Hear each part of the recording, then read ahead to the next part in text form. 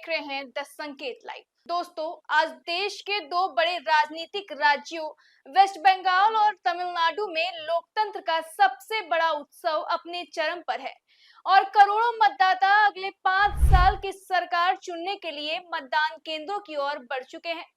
जैसा कि आपने इनपुट में देखा कि यह चुनाव सिर्फ सीटों की लड़ाई नहीं बल्कि जनादेश की दिशा तय करने वाला ऐतिहासिक क्षण है। सुबह जैसे ही मतदान शुरू हुआ वैसे ही पोलिंग बूथों के बाहर लंबी कतारें देखने को मिली। बुजुर्गों से लेकर पहली बार वोट डालने वाले युवाओं तक हर वर्ग में उत्साह साफ नजर आया। लोग सुबह सुबह ही चिलचिलाती धूप से बचने के लिए लाइन में लग गए और हर चेहरे पर यही उम्मीद दिखी कि उनका एक वोट बदलाव ला सकता है। चुनाव आयोग के सख्त निगरानी में पूरी प्रक्रिया शांतिपूर्ण ढंग से आगे बढ़ रही है। हालांकि कुछ जगहों पर छिटपुट घटनाएं भी सामने आई है। पश्चिम बंगाल के मुर्शिदाबाद और मालदा जैसे इलाकों में भाजपा टीएमसी कार्यकर्ताओं के बीच झड़प की खबरें सामने आई हैं।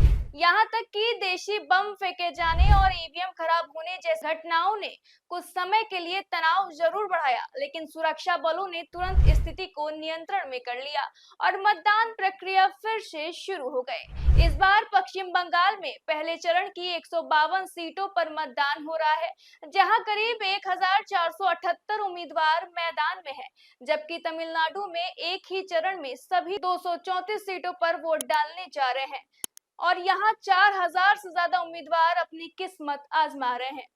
अगर कुल आंकड़ों की बात करें तो दोनों राज्यों को मिलाकर 5500 से ज्यादा उम्मीदवार इस चुनावी मैदान में हैं और करोड़ों मतदाता उनके भविष्य का फैसला कर रहे हैं।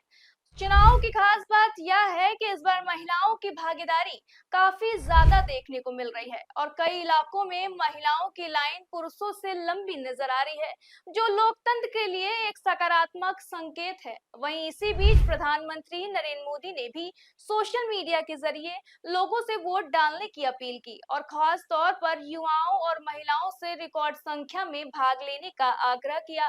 उन्होंने इसे लोकतंत्र का पावन पर्व बताते हुए कहा कि अधिक भागीदारी ही देश को मजबूत बनाती है। वहीं दूसरी तरफ पश्चिम बंगाल की राजनीति इस बार बेहद दिलचस्प बनी हुई है, जहां सीधा मुकाबला ऑल इंडिया तृणमूल कांग्रेस और भारतीय जनता पार्टी के बीच है।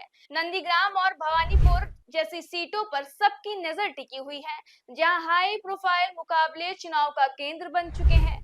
नेता प्रतिपक्ष शुवेंदु अधिकारी ने नंदीग्राम में वोट डाला। वहीं वोट डालने के बाद ममता बनर्जी पर वो भड़क गए। उन्होंने कहा कि अगर इस बार बंगाल में राजनीतिक बदलाव नहीं हुआ तो राज्य की सनातन संस्कृति के लिए बड़ा खतरा पैदा हो जाएगा। अरे यही तो ताकत है बीजेपी का। कोई नेता का कोई ऊपर डिपेंड नहीं करता। तो इस बार बीजेपी का ताकत है बीजेपी का बूथ कार्यकर्ता। नरेंद्र मोदी जी खुद बात किया पश्चिम बंगाल की हर बूथ कार्यकर्ता का, यही ताकत है।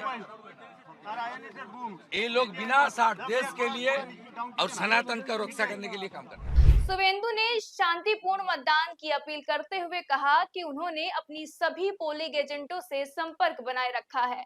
उनका मानना है कि यदि मतदाता सूची से फर्जी नाम, मृतकों के नाम और घुसपैठियों को हटा दिया जाए तो ममता बनर्जी के जीतने की कोई संभावना नहीं है। वहीं ममता बनर्जी भवानीपुर से मैदान में है। वहीं तमिलनाडु में मुकाबला और भी बहुस्तरीय हो गया है, जहां पारंपरिक दलों के साथ साथ विजय की पार्टी भी चुनावी मैदान में उतरकर नया समीकरण बना रही है।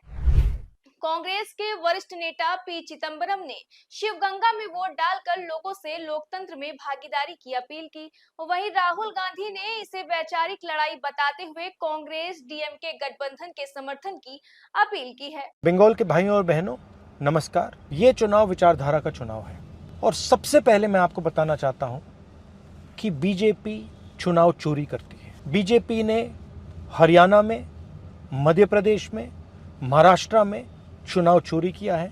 एसआईआर चुनाव चोरी करने का तरीका है। बीजेपी की विचारधारा और कांग्रेस की विचारधारा देश में लड़ रही है। भाइयों और बहनों, 4000 किलोमीटर भारत जोड़ो यात्रा में हमने एक ही मैसेज दिया था, नफरत के बाजार में मोहब्बत की दुकान खोलनी है। बीजेपी बंगाल की कल्चर, हिस्ट्री और बंगाली भाषा के विरोध में काम करती है। बीजेपी के नेता कहते हैं one nation, one language, one religion. इस देश में बहुत सारी भाषाएं हैं, बहुत सारे अलग अलग लोग हैं, अलग अलग धर्म हैं, अलग अलग विचारधाराएं हैं। कॉन्स्टिट्यूशन कहता है that India, that is Bharat, is a union of states. हम कॉन्स्टिट्यूशन की रक्षा कर रहे हैं, बीजेपी कॉन्स्टिट्यूशन को खत्म करने की कोशिश कर रहा है। भाइयों और बहनों, अगर ममता जी ने साफ सुथरी सरकार चलाई होती, अगर ममता जी ने बंगाल को पोलराइज नहीं किया होता, तो बीजेपी के लिए रास्ता नहीं खुलता। भाइयों और बहनों, कांग्रेस पार्टी बीजेपी से लड़ती है और बीजेपी जानती है कि कांग्रेस पार्टी ही बीजेपी को रोक सकती है। कांग्रेस पार्टी का पूरा समर्थन कीजिए, कांग्रेस पार्टी को वोट दीजिए और कांग्रेस पार्टी की सरकार बंगाल में बनाइए। आप सबका बहुत बहुत धन्यवाद। नमस्कार, जय हिंद। सुरक्षा के लिहाज से भी इस बार अभूतपूर्व इंतजाम किए गए हैं। केंद्रीय सशक्त पुलिस बल की हजारों कंपनियां तैनात की गई हैं, ताकि किसी भी तरह की गड़बड़ी पर रोका जा सके। चुनाव आयोग लगातार लाइव मॉनिटरिंग कर रहा है और संवेदनशील इलाकों पर विशेष नजर रखी जा रही है। अब जब मतदान जारी है तो पूरा देश इन राज्यों की ओर देख रहा है, क्योंकि यहाँ का जनादेश राष्ट्रीय राजनीति पर भी गहरा असर डाल सकता है। क्या बंगाल में ममता बनर्जी अपनी सत्ता बरकरार रख पाएंगी या भाजपा न्याय इतिहास रचेगी? क्या तमिलनाडु में पारंपरिक राजनीति कायम रहेगी या कोई नया चेहरा उभरेगा? इस सभी सवालों के जवाब अब ईवीएम में कैद हो चुके हैं, जिनका फैसला नतीजों के दिन सामने आएगा। फिलहाल लोकतंत्र का यह महापर्व पूरे जोश और शांति के साथ जारी है और देश की जनता इस बार साबित कर रही है कि लोकतंत्र में असली ताकत वोटर के हाथ में होती है।